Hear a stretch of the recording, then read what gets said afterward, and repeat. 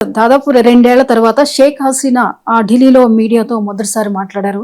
ఈ సందర్భంగా ఆవిడ బంగ్లాదేశ్లో 2024లో జరిగిన విద్యార్థుల తిరుగుబాటు వెనుక పెద్ద కుట్ర ఉంది అంటూ ఆరోపించారు. దీన్ని బంగ్లాదేశ్ తీవ్రంగా అభ్యంతరం వ్యక్తం చేసింది. అసలు షేక్ హసీనా వ్యూహం ఏంటి, ఏం చెప్పదలిచారు సార్? అంటే షేక్ హసీనా ఈ అడ్రస్ ద్వారా మీరు అన్నట్లు కరెక్ట్ గా చెప్పారు. 2024 ఆగస్టు 5న బంగ్లాదేశ్ లో పెద్ద ఎత్తున స్టూడెంట్ ప్రొటెస్ట్లు వచ్చిన సమయంలో ఆమె దేశం వదిలేసి భారతదేశంలో ఆశ్రయం పొందుతున్నారు లాస్ట్ 2 years నుంచి. సరిగ్గా 2026 ఆగస్టు 5 నిన్న, అంటే 2nd anniversary ఆమె ఇండియాకి రావచ్చిన తర్వాత. సో ఆమె ప్రపంచానికి కన్నా కూడా తన దేశ ప్రజలకు ఒక బలమైనటువంటి సందేశాన్ని ఇవ్వటానికి నిన్న foreign correspondents club of south Asia వారు ఏర్పాటు చేసినటువంటి ప్రెస్ కాన్ఫరెన్స్ లో ఒక వేదికగా మార్చుకున్నారు ఆమె. సో దీని నుంచి ఆమె చెప్పదలుచుకున్నది ఏంటంటే, మొదటిది తాను బంగ్లాదేశ్ కు రాబోతున్నాను, డిసెంబర్ డెడ్ లైన్ కూడా పెట్టింది, డిసెంబర్ లోగా తాను బంగ్లాదేశ్ చేరబోతున్నాను అని.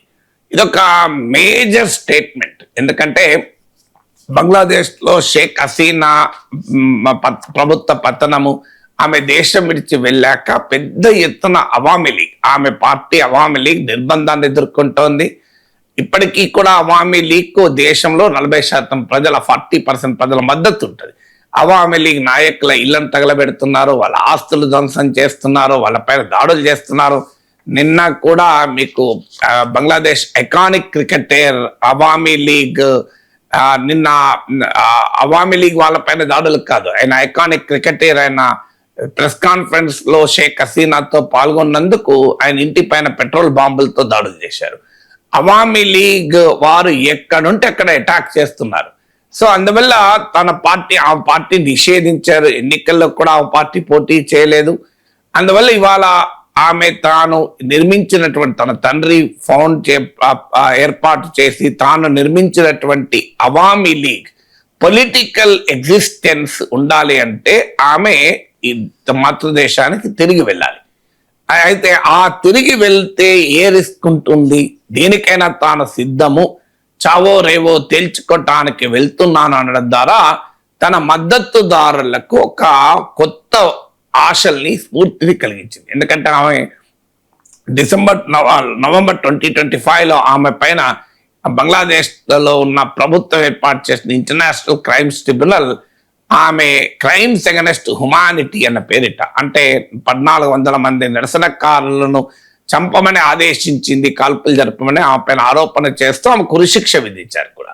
అందువల్ల ఇవాళ బంగ్లాదేశ్ లో ఆమె అడుగు పెడితే ఆమె పైన ఉరిశిక్ష పడుతుందా, అరెస్ట్ చేస్తారా, టార్చర్ చేస్తారా, లేదు ఆమె వెళ్తున్న ఆమె ఇంటి పైన దాడి చేస్తారా, ఆమెపై హత్యా ప్రయత్నం జరుగుతుందా, ఎనీథింగ్ కెన్ హ్యాపెన్ మీకు. అయినా కూడా ఆమె ధైర్యంగా నేను స్వదేశానికి వెళుతున్నాను అని ఒక 78 years ఏజ్ లో తన మద్దతుదారులకు ఒక బలమైనటువంటి సందేశాన్ని ఇవ్వడమే కాకుండా బంగ్లాదేశ్ ప్రభుత్వానికి, ఆమె రాజకీయ ప్రత్యర్థులకు కూడా ఒక స్ట్రాంగ్ సిగ్నల్ ఇచ్చింది ఈ ప్రెస్ కాన్ఫరెన్స్ ద్వారా. ఇది మొదటిది.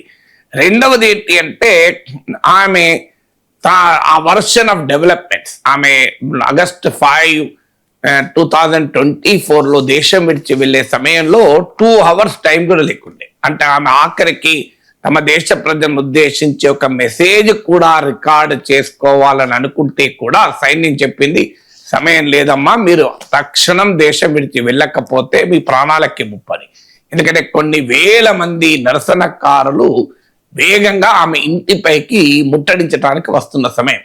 ఆ సమయంలో ఆర్మీ చీఫ్, మేము ఇప్పుడు కాల్పులు చేయలేము, జరపలేము, అందువల్ల మార్గం లేదు, అది మిమ్మల్ని ఢిల్లీకి పంపించేస్తామని చెప్పి ఆమె పంపించారు. సో అప్పటి నుంచి ఆమె తన వర్షన్, అంటే జూలై ఆగస్టు 2024లో బంగ్లాదేశ్ లో జరిగినటువంటి ప్రొటెస్ట్ల పైన తన వర్షన్ ఇప్పటి వరకు చెప్పుకోలేకపోయారు.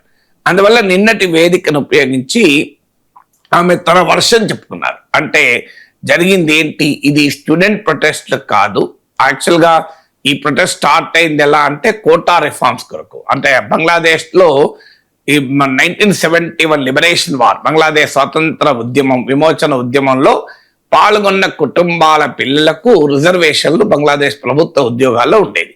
దానికి వ్యతిరేకంగా నిరసనలు స్టార్ట్ అయినాయి. అది అయితే ఆమె నిన్న చెప్పదలుచుకున్నది ఏంటంటే, ఇది కేవలం విద్యార్థుల నిరసనలు కాదు, మేము కోటా రిఫార్మ్స్ అడ్రస్ కూడా చేశాము, కానీ దీని వెనకాల అదృశ్య శక్తులు ఉన్నాయి, ఇడెన్ పవర్స్. నా గతంలో కూడా ఒక స్టేట్మెంట్ ఇచ్చింది. అమెరికా ఒక ఐలాండ్ అడిగింది, ఆ ఐలాండ్ నేను ఇవ్వనన్నాను, ఇచ్చి ఉంటే నా ప్రభుత్వ పతనం జరిగేది కాదు అని. సో ఆమె ఇండైరెక్ట్ గా అమెరికా, పాకిస్తాన్లు తన ప్రభుత్వాన్ని కూల్చడంలో ఉన్నారు అని కూడా ఇండైరెక్ట్ గా మెసేజ్ ఇచ్చారు. ఎందుకంటే జైషీ మహమ్మద్, లష్కరీ తోయిబా, ముఖ్యంగా లష్కరీ తోయిబా నాయకులు బహిరంగంగానే పాకిస్తాన్ బహిరంగ సభల్లో చెప్పారు, మేమే బంగ్లాదేశ్ లో ప్రభుత్వాన్ని కూల్చామని. సో అందువల్ల తన పతనం వెనకాల ఇస్లామిస్ట్ మత ఛాందసవాద శక్తులు ఉన్నాయి, బంగ్లాదేశ్ విమోచనను, స్వాతంత్రాన్ని వ్యతిరేకించే శక్తులు ఉన్నాయి, పాకిస్తాన్ అనుకూల శక్తులు ఉన్నాయి, దీని వెనకాల అదృశ్యమైన పవర్స్ ఉన్నాయి. ఇది కేవలం విద్యార్థుల నిరసన కాదు అనేది ఆమె నిన్న ఈ వేదికను ఉపయోగించి ఇచ్చినటువంటి సెకండ్ మెసేజ్. థర్డ్ మెసేజ్ ఏంటంటే, బంగ్లాదేశ్ లో పరిస్థితులు దారుణంగా ఉన్నాయన్నది ప్రపంచానికి చెప్పడం. మీకు బంగ్లాదేశ్ ఎకానమీ షాటర్ అయిపోయింది, డెమోక్రసీ లేదు, రాజకీయ వ్యవస్థ లేదు, పెద్ద ఎత్తున మీడియా పైన దాడులు జరుగుతున్నాయి, మీకు ఎలక్షన్స్ ఫార్స్ గా మారిపోయాయి, బంగ్లాదేశ్ లో మైనారిటీల పైన దాడులు జరుగుతున్నాయి అనేది ప్రజెంట్ సిచ్యువేషన్ ఇన్ బంగ్లాదేశ్ పైన తన నరేటివ్ చెప్పడం అనేది ఆమె 3వ లక్ష్యం. 4వ లక్ష్యం ఏంటంటే, ఇండియాకు కూడా బంగ్లాదేశ్ ఏ రకంగా ప్రమాదకరంగా మారుతుంది అనేది చెప్పడం ద్వారా భారతదేశ ప్రభుత్వానికి, ప్రజలకు కూడా ఒక సందేశాన్ని ఇవ్వడం. ఎందుకంటే మీకు షేక్ హసీనా కొడుకు కూడా మాట్లాడాడు, ఆయన బంగ్లాదేశ్ మరో పాకిస్తాన్ కాబోతుంది, నెక్స్ట్ తీవ్రవాదులు బంగ్లాదేశ్ నుంచి వస్తారు భారతదేశంలోకి అని. సో అందువల్ల ఒక వ్యూహాత్మకమైనటువంటి కారణాల రీత్యా ఆమె నిన్న మాట్లాడారు.